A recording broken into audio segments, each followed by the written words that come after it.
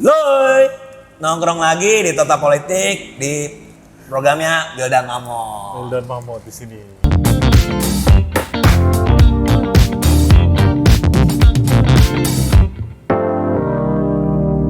Ini Mamo. Is in the house. Wildan. Wildan Mamo Ini is ada in the house, yo. Denny Cagur. Ini gue rasanya kayak jadi penyanyi rapper gitu kan dia setelannya dia. Iya. Lo terang banget nih selama UI kan. Iyalah. UI juga. Iya gue UI politik 2008. Jadi nih Denny nih sosok orang yang Sosok anjing. tokoh demonstran. Oke. Tai. Apa demonstran? Jadi kalau yang suka-suka bakar ban Bangke. bisa pesen bannya ke Denny. Ngasal banget. Oke. Dan lo Nama lengkap dulu dong, perkenalkan. Nama lengkap lo dah, siapa? Nama lengkap gue Denny Giovanno. Wih, gak ada Dia hubungan Giovanno. sama yang Giovanni yang lain kan? Enggak ada. Bukan artis cilik, bukan artis cilik. Oh, enggak, yang pengusaha itu loh. Oh, Seperti biasa pertanyaan kita adalah lo jurusan apa dulu ya? jurusan hukum tadi ya, Bro. Sekarang kerja di Sekarang kerja hari-hari di DPR. Wih. Wes. Jadi Yang- apaan? Hah? Tukang bersih-bersih? Iya, jadi pembantu Pak. Asisten. Asisten anggota. Tapi balik lagi ya brengsek ya, tetap anak hukum kerjaan politik diambil Iya. juga. Yang kerja di politik tidak dapat jatah itu. Gak dapet tuh. Masalahnya kerjaan hukum, Bro. Oke, ini Oh. ngomong-ngomong di DPR lo anggota partai. Apa aja? Ya, anggota partai. Wih, Anggota partainya. Ngeri. Anggota partai. Yang lambangnya banteng itu. Aduh, ini politisi Lihat nih. tuh sepatu gue warna. Kenapa lo mutusin partai? Kenapa gue Kenapa lu mutusin putusin berpartai? masuk partai? Iya, partai ya. Kenapa memutuskan gue berpartai atau kenapa gue masuk partai Ya, selalu itu? lah. Enggak, lu putusin berpartai dulu deh. Kenapa memutusin berpartai? Eh. Ya sebenarnya dalam pandangan gue ya, kalau lu Iya. emang mau bikin perubahan yang real di masyarakat, ya lu harus berpolitik. Oh, oke. Nggak mau, lu harus berpolitik. Jadi ya lu harus berpartai. Progresif. Simpelnya gitu. Dan kenapa partai itu? Kenapa partai? Apakah karena yang sedang berkuasa saat ini jadi lebih gampang? Oh itu ternyata bukan kalkulasi ideologi tapi Iya, kalkulasi. kalkulasi aja. Oh ini yang paling gede ya udah gue masuk sini aja biar Enggak, gampang. benar. Kan ada partai yang lain juga gitu. Tahu. Iya, dalam pandangan gue ya, branding partai PDI Perjuangan itu udah kuat banget sebagai kelompok nasionalis gitu. Nggak tergoyahkan lah gitu. Oh. Jadi dia ada di spektrum yang menurut gue banget lah gitu. Iya. Jadi ideologisnya sama nih Iya. ceritanya. Jadi asal lo tahu dia juga salah satu relawan Jokowi juga bro. Wih. Jadi bikin. Gue baca sih itu ada Benar, artikel dia bagian dari TKN ya. Betul. Bagian dari TKN, terus. Berarti anda gerakan kita juga. anda bagian dari Katak dong. Apa? Anda bagian dari Katak. Katak, oh sudah dewasa. Cebong yang sudah dewasa. Itu maksudnya. TKN, terus bikin gerakan kita satu, sekarang bikin kita tangsel Kita juga. Tangsel. Jadi lo spesialis gerakan kampanye kita-kitaan. Iya, gerakan kita-kitaan. Kita-kitaan. Tapi nggak ada hubungan sama kita yang lain itu ya, yang Gak ada hubungan lawannya- sama lawan- kita bis apa gak ada kan Nggak ada. Tapi ngomong-ngomong lo jadi TKN, nggak dapet jatah komisaris. Aduh. tahu bro Nggak, Pak. gak dapat jabatan. Nggak ada Pak. Kita mah bantu-bantu doang. Yang penting buat Indonesia lebih baik lah bro. Iya. Tapi kita nggak mau ngomongin itu sih saat Nah, ini. jadi nih biar lo tahu dia orang yang cukup concern di namanya apa bro model Apa namanya? inklusif ya. Inclusive business model. Oke. Bahasa Inggrisnya biar keren kayak anak Jaksel. Itu inclusive business model. Inklusif business Business model. Iya. Ya. Atau model bisnis inklusif. Oh, itu sih? bahasa Indonesianya ya. Nggak, Model lo, bisnis nggak, menurut gue inklusif. dia brengsek menurut gue. Kenapa berisik? Lulusan hukum. Lulusan hukum, Kerja masuk di ke politik. Ngurusin Ngurusin ekonomi, bisnis. ngurusin bisnis ekonomi. Itu apa sih bro? Tapi lu kenapa sih bisa Iya, concern ke arah-arah sana? Kenapa gue bisa concern ke Iya. Iya, kenapa lu bisa ya tertarik sama isu itu gitu? Awalnya nih gara-gara kerjaan gue juga bro. Oh, Jadi kerjaan gue selain kerja di DPR, Heeh. gue kerja juga lah di salah satu development agency lah. Oh, isi. CESO. Dari satu Udah negara sebut lah. aja GIZ, gue juga di GIZ, oh, iya. GIZ, udah sama gue. Ya udah sama-sama di GIZ lah kita. Terus gue emang disuruh bantu promoting program-program yang kaitannya dengan employment promotion atau penciptaan lapangan kerja, meningkatkan taraf hidup masyarakat-masyarakat yang termarginalkan. Nah, inclusive business model ini sebenarnya menurut gue ya jadi semacam alternatif Ya. daripada CSR yang selama ini udah sering berjalan ya. Kita tahu kayak lo sering lihat lah masjid ini sumbangan BUMN mana, ini mana, itu kan CSR gitu lah. Nah, ini sebenarnya juga ingin memberdayakan gitu, tapi tidak melandaskan pada gerakan-gerakan yang sifatnya filantropi gitu. Jadi nggak bikin masyarakat manja.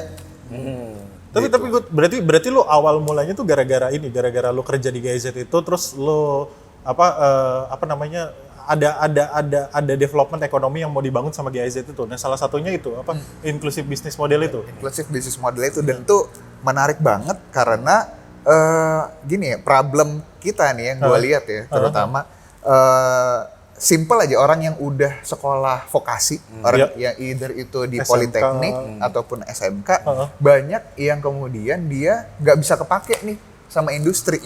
Simply karena standarnya SMK tidak ketemu sama standarnya industri. Gitu.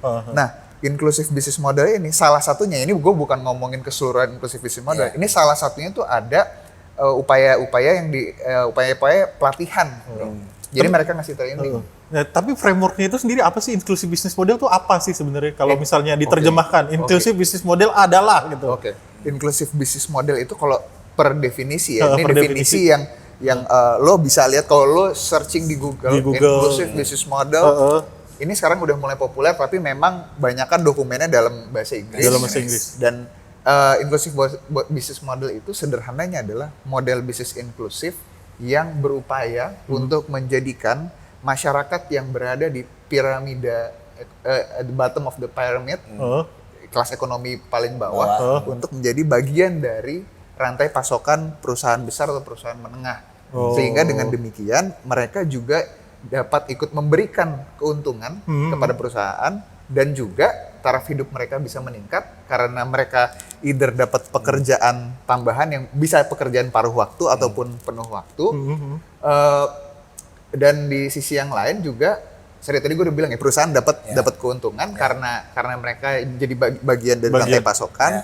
Terus yang warga dapat keuntungan juga. Jadi mutualisme gitu, simbiosis mutualisme. Jadi kalau kayak gitu bedanya itu sama CSR itu apa? Gue mau menyimpulkan dulu. Jadi inclusive business model sebenarnya ini ada corporate gede, ini ada masyarakat. Jadi inclusive business model itu memberdayakan, mengikutkan masyarakat ke dalam rantai bisnisnya si perusahaan-perusahaan besar itu. Itu gampangnya kayak gitu ya. Kurang lebih kayak gitu. Nah, itu balik lagi ke pertanyaan lu. Bedanya sama CSR akhirnya? Bedanya sama CSR kebanyakan ya yang gue tahu ya. Mungkin ada kali yang pelatihan, tapi pun ada pelatihan itu kan minim banget follow up ya, bro. Istilahnya hit and run. Kayak one time gitu ya. Kayak one time dan filantropi. Kalau filantropi itu kan kalau gue ada ya lo gue kasih, kalau nggak ada ya gue nggak ngasih, kayak gitu. Nah, CSR itu dalam pandangan gue memanjakan, dan istilahnya lo sebenarnya dengan uang yang sama lo bisa memberikan hasil yang lebih sustain. Iya, lebih sustain. Daripada lo cuman sekali ngasih doang. Ya bahasa istilahnya tuh daripada ngasih pancingannya. Ya, kurang lebih kayak begitu. Ini kalau ini malah gue mikirnya bukan pancingannya yang dikasih, tapi kalau kita ibaratkan perusahaan itu kayak mobil, kita ikutkan masyarakat itu jadi kayak misalnya tali kopling gitu. Misalnya dia ikut dalam misalnya jadi spion. Jadi bagian dari ekosistem itu sendiri gitu loh. Jadi nggak mungkin pelatihannya itu hit and run. Kenapa? Karena tentu perusahaan mau jaga kualitas dong. Dan butuh kan, itu part kan. Iya kan, butuh. Jadi masyarakat itu kan jadi bagian dari dia. Otomatis perusahaan harus bekerja keras untuk meningkatkan kualitas daripada si warganya ini. Ya standar mutunya sama orang yang kerja di dalam kantornya gitu. Yes, karena ini jadi skema bisnis, bukan skema filantropi. Menarik ya. Tapi bentuknya itu apa harus perusahaan, apa harus koperasi, bro? Bagusnya nih, buat bentuknya itunya. Buat mengadopsi kalau di level warga itu bisa koperasi. Tapi berarti maksud lo ini tuh bukan inclusive business model itu bukan satu badan hukum ya, bukan satu kayak apa sih? Lebih metodologis, lebih kayak metodologi masyarakatnya. Ya. Mau dia bentuknya apa? Skema kemitraan. Mau dia bentuknya apa terserah ya. Mau paguyuban warga mungkin bisa juga kali ya. Iya, bisa juga selama istilahnya bisa diawasi dan ya misalkan ada memang aliran uang yang masuk ke situ gitu. Ya harus bisa dipertanggungjawabkan. Apapun badan hukumnya. Menarik ya. Tapi kalau di Indonesia udah ada yang mengharapkan itu gak? Menurut lo ya minimal walaupun belum ideal tapi sudah mengarah ke sana gitu. Ada, dan ini kebetulan ya ini bersinggungan juga sama pekerjaan gue. Cerita.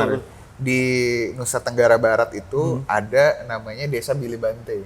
Desa Bilibante. Nah, ini desa pasca dilakukan model bisnis inklusif ini di sana dengan mengikutkan waktu itu PT-nya perusahaan yang ikut tuh Marta Tilaar. Ya, Marta Tilaar. Tapi apa yang dilakukan gitu? Jadi mereka ini diberdayakan, diberikan pelatihan. Jadi ibu-ibunya yang di sana sebelumnya gue bisa bilang setengah menganggur mungkin. Mungkin dia ada yang petani, yang mungkin paginya dia bertani kan, tapi selama siang sampai sore kan kosong. Betul, yang sebenarnya itu bisa dimanfaatkan untuk kegiatan-kegiatan yang menambah ekonomi daripada keluarganya kan gitu. Nah ini diberi pelatihan, di latihan terapi spa, pijat begitu. Terus juga ada yang jadi petani jamu, seingat gua gitu. Nah dengan adanya hal-hal seperti itu dibuka kan, jadi ada jasa pijat. Jadi ada pijat tradisional sana. Lahirlah pijat tradisional. Kemudian kalau turis-turis terutama yang asing kan suka tuh hal-hal yang berbau ini otentik tradisional massage apa segala macam. Nah, tertarik akhirnya jadi berdatangan tuh turis ke sana. Karena turis berdatangan yang awalnya mungkin hanya pijat atau mencari jamu herbal yang tadi, yang itu juga sebenarnya di-provide sama perusahaan tadi. Itu warga-warga yang lain melihat itu kan, wah rame nih kampung gua. Jadi gua ada bikin yang lain gerak tuh ekonominya tuh. Iya, ada yang bikin kampung pancing lah. Jadi kayak dia bikin event tahunan. Jadi ekonominya itu ada apa? Bukan trickle down ya, trickle down. Jadi kayak karena ini bikin satu, sini jadi gerak. Jadi gerak, jadi macam-macam.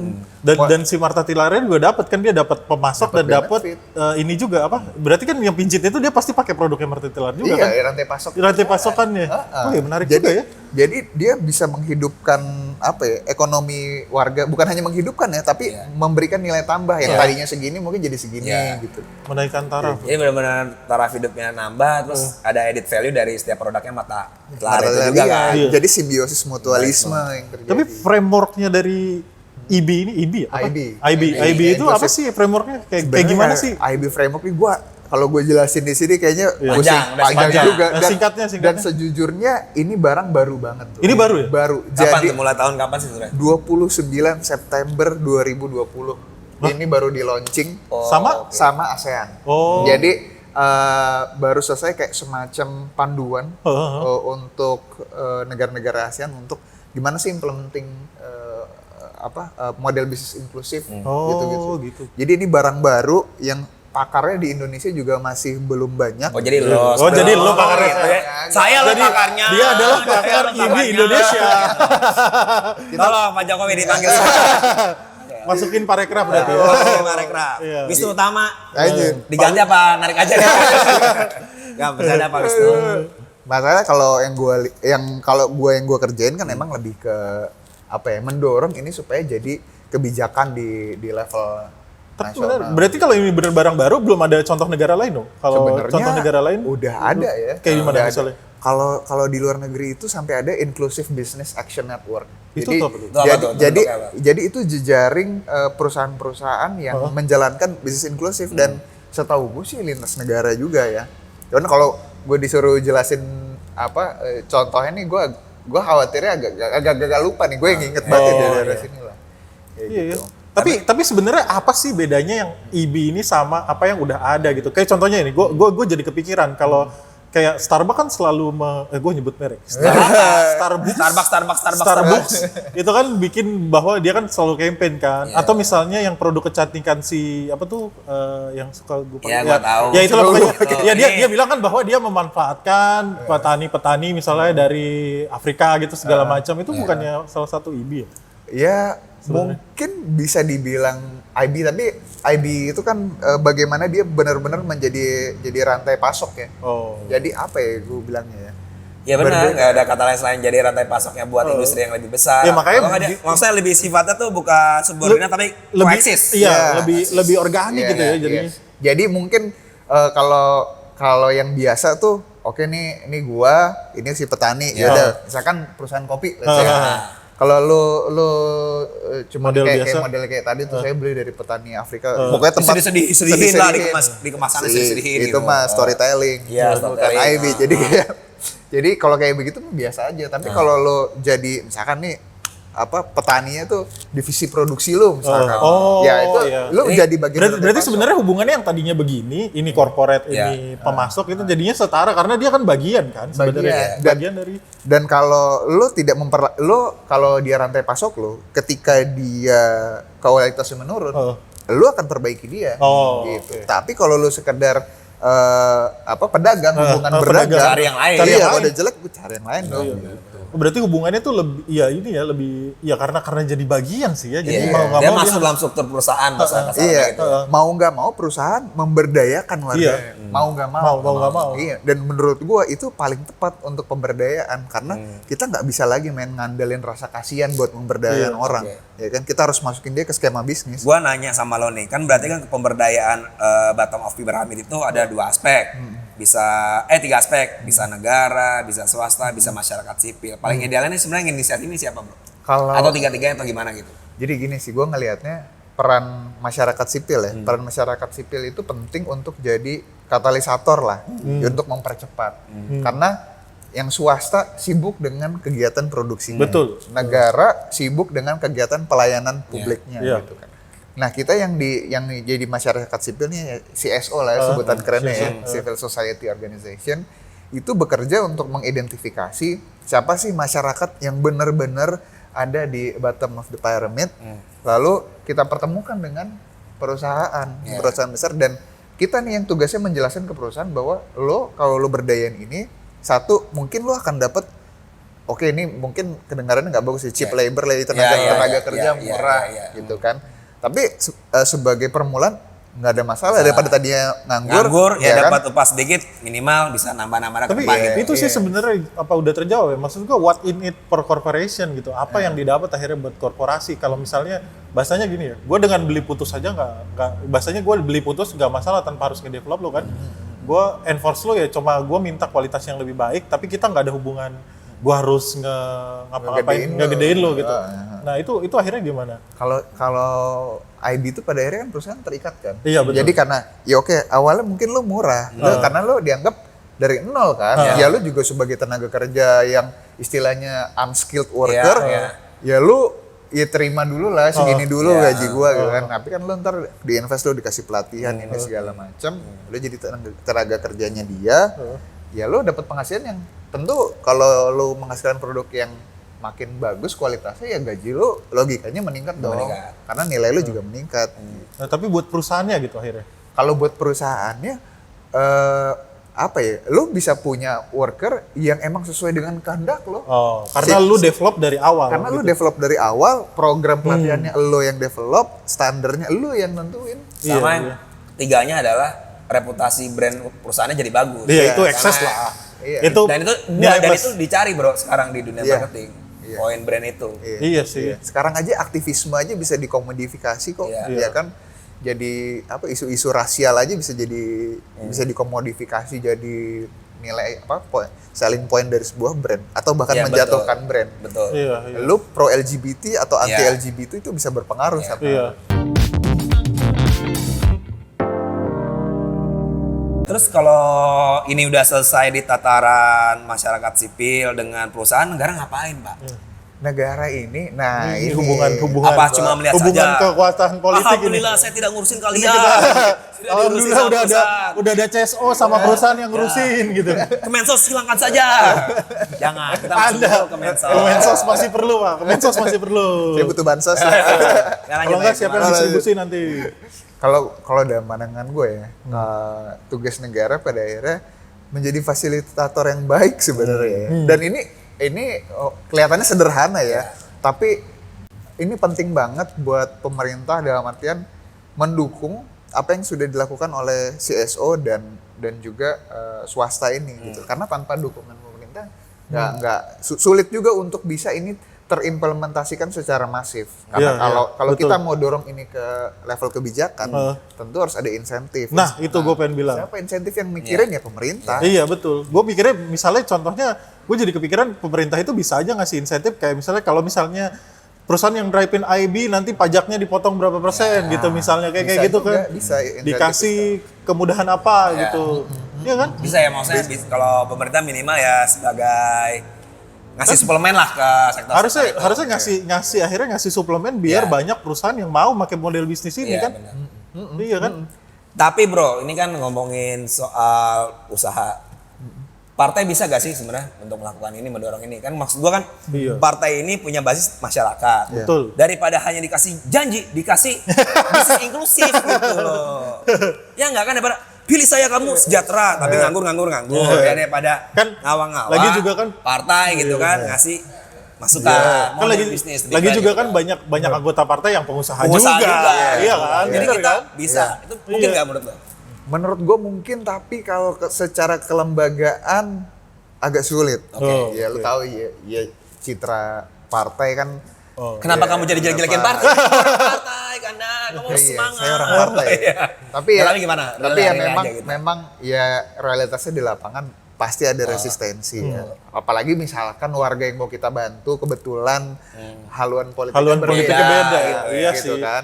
Jangan sampai niat baik ini terhalang oleh perbedaan haluan politik. Iya sih, Gitu. benar juga sih. Emang harus datang dari pemerintah akhirnya. Iya, benar, Mungkin benar, minimal partai caranya dengan Support gitu menyuarakan lewat wakil-wakilnya di Iya, pemerintah untuk ini jadi satu barang yang jadi gitu kan. Atau ya ke konstituennya dia Konstituen, yang iya. memang kelompoknya dia. Ya benar. Jadi kayak basisnya dia di cabang mana gitu kan, dibikin Ya, satu komunitas ekosistem bisa bisnis. Iya. dorong gitu. Balik lagi sih, tapi ini masih akan jadi Tapi jalan. benar bro, ini menarik.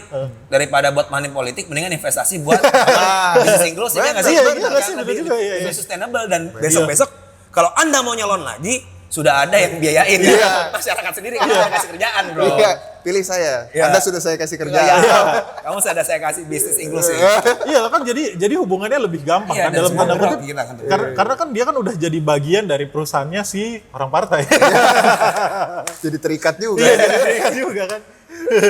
Tapi menarik sih ngomong. Menarik banget sih ini. Tapi walaupun kayaknya menurut lo nih model kayak gini nih akan bisa cepet, atau prediksi lo berapa tahun, kita butuh berapa tahun sih akhirnya mungkin model kayak gini, kayak contohnya ya, Bung Hatta ngomongin koperasi udah dari zaman kemerdekaan kan sampai sekarang. Iya. Ya kalau boleh jujur model koperasi kita belum ideal lah ya. Iya. Iya kan ya, maksudnya Bahkan dibanding tadi negara lain. statementnya Mahfud MD Bro bilang, bahkan si Hatta sendiri menurut Mahfud MD ya, bukan menurut saya, belum ngerti juga sebenarnya model bisnis koperasi itu kayak gimana gitu kan. Nah ini apalagi gimana ini nih? barang Baru yang lagi. sangat baru gitu. Menurut lo kayak gimana?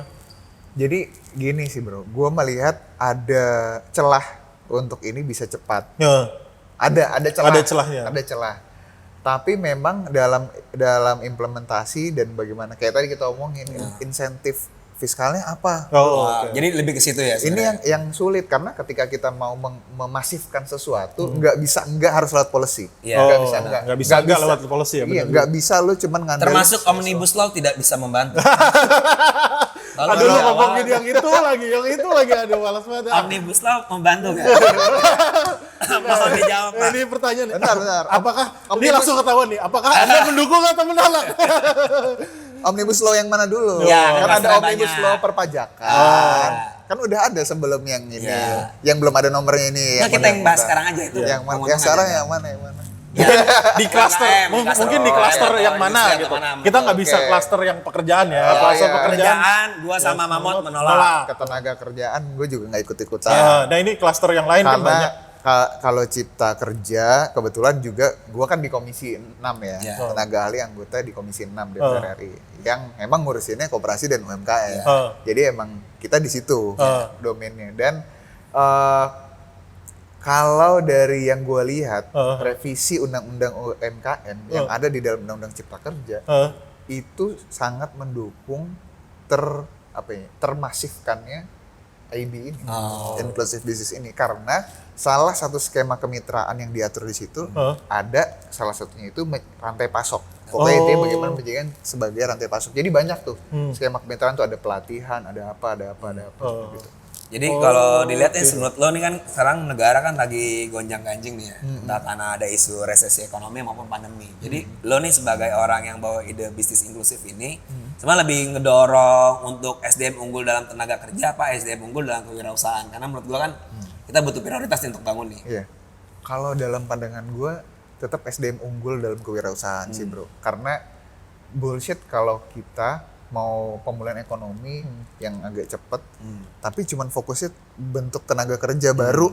Lah kalau lapangan pekerjaannya nggak ada, ya kan mau kerja di mana bro? Tapi gue malah jadi melihat sebaliknya bahwa inclusive business model ini belum tentu arahnya kewirausahaan kan, karena Jadi dari pekerja malah jadinya. iya di chain bisnis itu pasti kan nggak semuanya jadi wirausaha dong, pasti ada yang juga jadi pekerja ya nggak sih? Karena tapi kalau dari praktek yang gue ceritain tadi, yang di NTB, semuanya itu justru jadi entrepreneur malah. Iya, istilahnya yang tadinya pijat doang, gitu kan. Ternyata dari pijat warga lain jadi terinspirasi, ya benar juga bikinlah kampung pemancing Iya, dan segala iya, macam. Nah itu kan nggak ada kaitannya sama, Iya, sama perusahaan Jadi besar. istilahnya ada satu sisi memang kayak merekrut pekerja, tapi satu sisi Bikin bisnis entrepreneurship baru. muncul gitu ya. Iya.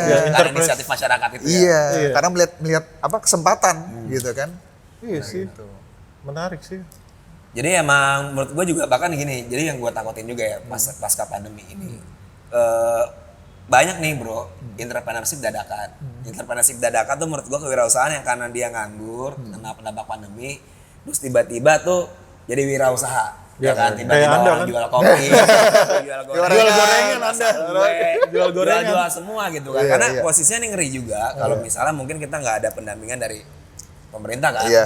Karena pasti jatuhnya karena nggak punya skill berbisnis pasti kita perang harga gitu. Iya. Nah, kira-kira bisnis inklusif ini akan bicara sampai ranah marketnya harus seperti apa gak sih? Maksud gue gitu. Iya. Oke. Sebenarnya ketika masyarakat yang termarginalkannya ini menjadi bagian dari rantai pasok, otomatis perusahaan harus memikirkan dong marketing Balik gimana. lagi ya, Iya kan? liability-nya di situ ya. Iya, karena pada akhirnya lo harus memberdayakan rantai pasok lo harus meningkatkan apa istilahnya kapabilitas ya kan, termasuk juga marketing. Oh, marketing juga bisa dibentuk ya. Bisa. Tapi misalnya gue ada, nggak maksud gue mau nanya apakah dia masuk bisnis inklusif apa enggak. Jadi di Purbalingga itu ada satu tes keren banget. Dia ada yang namanya kampung marketing. Kampung Oke. marketing. Kampung marketing. Jadi dia kayak ngedidik satu komunitas di desa, nggak bikin produk tapi menjadi marketing. Bisa nggak ketika bisnis inklusif itu bukan rantai pasok tapi membuat satu Pelatihan. pelatihan marketing. Oke.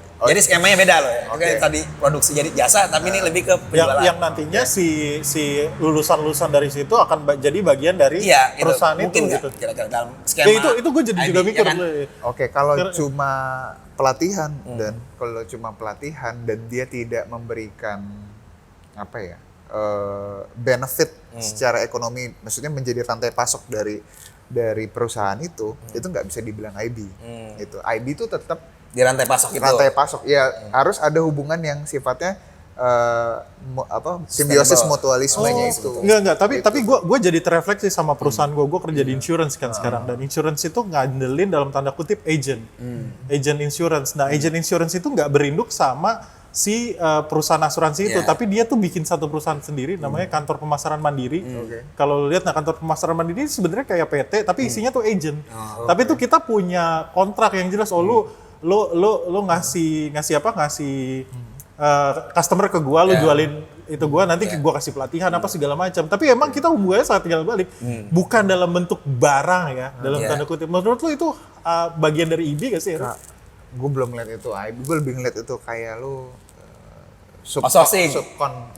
mensubkonkan kerjaan. Kerjaan, Kalau vendor. Kalau dalam perspektif itu masih belum masuk IB ya? Di lembaran gue belum masuk IB. Karena IB itu ini bro, lo harus underline bottom of pyramid. Jadi Pokoknya prinsipnya bottom of pyramid ini jadi warga yang termarginalkan. Jadi inclusive business itu it's all about lo ngeberdayain bottom of pyramid, jadiin itu rantai pasok. Oh, jadi tetap ada unsur pemberdayaannya itu ya. Iya, dan benar-benar termarginalkan. Jadi pokoknya prinsipnya itu. spesifik, cukup spesifik gitu ya, areanya ya. bahasa kasarnya tuh mandiri-memandirikan gitu ya. Yes. Nah, itu kan kayak gitu. Nah, kalau nggak tahu, kita mungkin akan masuk ke akhir nih kesimpulannya gitu. Kalau dari gue ngelihat bahwa emang ini model framework yang berbeda, kayak bukan berbeda, bahasanya apa ya, lebih sustain harusnya ya dibanding hanya sekedar CSR tadi. Dan harusnya sih liability corporate itu sendiri, kalau berhubung gue dari corporate, itu akan jadi lebih besar dibanding hanya social responsibility itu kan. Yes. Dan terakhir kayaknya memang Drive-nya sih harus gini, soalnya perusahaan tuh harus bener-bener ada insentif yang jelas sih. Iya. Kalau hanya sekedar himbauan atau kewajiban yang atau gimana, kalau hanya kewajiban bahkan ditulis di undang-undang gitu misalnya ada kewajiban buat EB gitu, tapi tanpa ada insentif itu akan sangat sulit buat perusahaan. Terutama sih itu drive yang terbesar tuh harus ada insentif dari pemerintah. Nggak tahu Gua dari sih lu kalau gimana? gue juga nangkap sih posisinya gini, berarti kan IB ini nggak cuma bicara soal manajerial bisnisnya, tapi adalah bangun skema yang lebih besar menurut gue.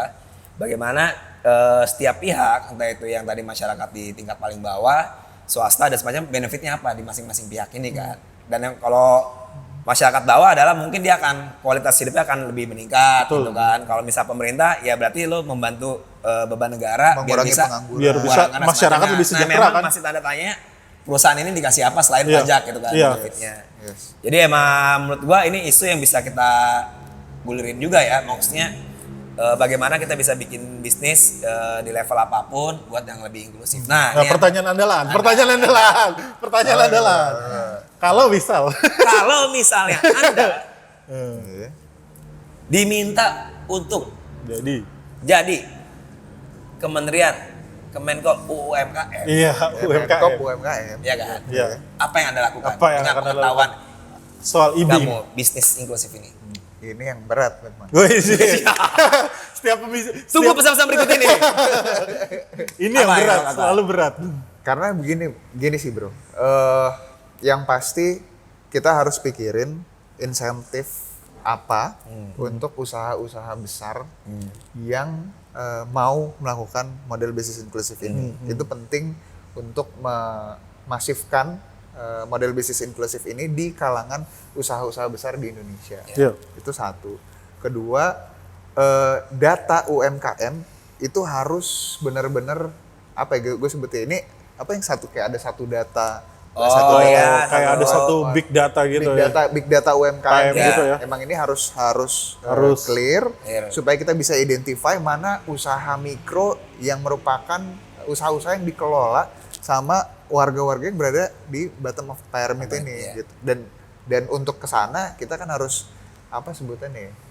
Gimana semua UMKM itu punya rekening bank. Iya, itu. Itu yang penting. Oke. Itu yang- Berarti inklusi juga. keuangan dulu dong mau Iya. nggak mau. Yes, karena mau nggak mau kalau kita mau dapat data yang real, kita mau tahu cash flow yang real dari Iya. usaha-usaha mikro tersebut, ya harus lewat bank. Iya. Nggak tahu lewat Harus mana masuk gitu. sistem ekonomi dulu. mau nggak mau. Yes. Baru kalau kita udah bisa identify usaha mikro, usaha kecil mana yang bagian yang usaha-usaha itu merupakan usaha yang dikelola sama warga-warga yang berada di bottom of the pyramid itu, baru kita bisa temuin media. Sebenarnya kalau pemerintah emang agak sulit karena ya SDM kita kan terbatas kadang-kadang di pemerintahan daerah. Ketika lu nyuruh dia misalkan lu mediasiin ini perusahaan ini sama warga di sini gitu. Oke, dipertemuin sekali mungkin ya. Oke, untuk menyelesaikan pekerjaannya iya. Tapi Untuk untuk mendampingi. mendampingi itu yang Itu yang sulit. jadi PR. Itu yang sulit. Dan Mantap itulah sekali. perannya organisasi masyarakat Iya. sipil Untuk tetap membantu pemerintah membantu juga. pemerintah Yes. ini. Mempertemukan Dan itu. sedikit demo-demo bakar ban di perusahaan. Biar cepet bro. Iya, Demo-demo Jadi bakar ban. besok itu tuntutannya bukan upah. Bangun bisnis inklusif. Iya. Libatkan kami dalam perusahaan Anda. Kami Nggak tidak cuma- butuh upah, cuma butuh saham. Kami butuh jadi pemasok Anda gitu. Jadi keren banget sih Dan. ya. Ini menarik banget sih, Menarik ya. gue suka karena gue dari sisi korporasi melihat bahwa ya ini tuh bisa jadi way out gitu, win-win lah, Iya. win-win antara perusahaan gede dan masyarakat marginal ya, masyarakat kelas bawah gitu, win-winnya bisa bertemu di sini harusnya. Benar. Kalau gua dari sisi politik, gua rasa ini harus jadi agenda program Iya, partai. agenda. Bagaimana Iya. nggak usah lah per politisi minimal tuh cabang-cabang kalian di seluruh Indonesia suruh punya tanggung jawab sosial yang lebih oke, nggak Iya. cuma ngasih sembako, ngasih kecap, ngasih gula dan semacamnya, tapi setidaknya bisa di mobilize atau nggak diorkestrasi menjadi bisnis inklusif. Dan mungkin kamu akan terpilih terus seumur hidup. Karena memberikan pekerjaan. Selamat kerjaan. Oke, sampai ketemu lagi di mana, coy? Di Wildan Mamot. Otomotif, subscribe, like, dan share. komen. Gua main ya. Produced by Total Politik. and powered by haluan.co.